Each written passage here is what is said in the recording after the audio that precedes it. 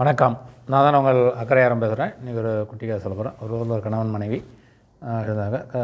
இளந்தம்பதிகள்.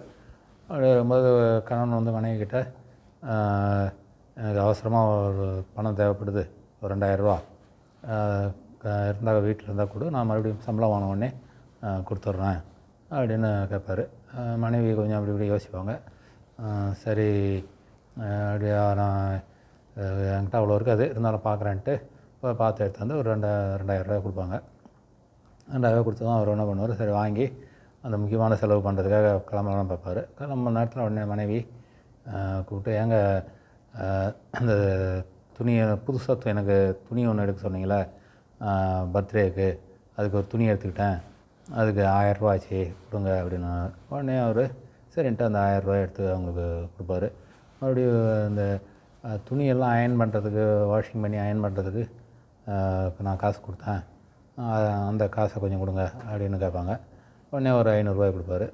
அப்புறம் அன்றைக்கி பிறந்தநாள் கேக் வாங்க சொன்னீங்களே, அந்த கேக் வாங்கியிருந்தேன், அதுக்கு ஒரு 500 செலவாச்சு, அதை கொடுங்கனாரு.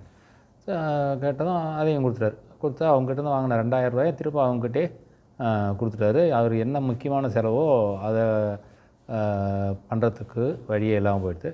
உடனே அதே நேரத்தில் மனைவி வந்து இப்போ 2000 வாங்கினாங்க இல்லையா, ஏற்கனவே வாங்கினா ஒரு 4000 பாக்கி இருக்குது, அதையும் சேர்த்து 6000 சம்பளம் வந்ததும் கொடுத்துருங்க அப்படின்னு அவங்க சொல்லுவாங்க.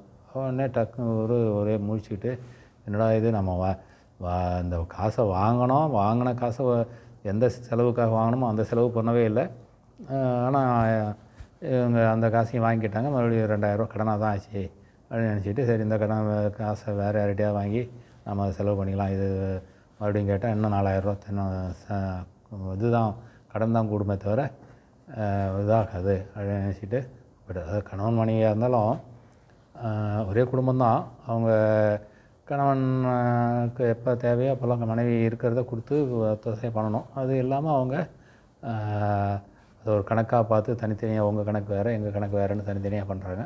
அதனால் வந்து ஒரு குடும்பத்தில் வந்து சந்தோஷம் நிறையாது, சச்சரவுகள் தான் அதிகமாக இருக்கும். அதனால் கணவன் மனைவியோட புரிந்து கொண்டு குடும்பத்தை, வரும் செலவுகளை ஒருவர் புரிந்து கொண்டு செலவு செய்தால் குடும்பம் சந்தோஷமாக இருக்கும் என்பதுதான் கதையின் சுருக்கம். நன்றி, வணக்கம்.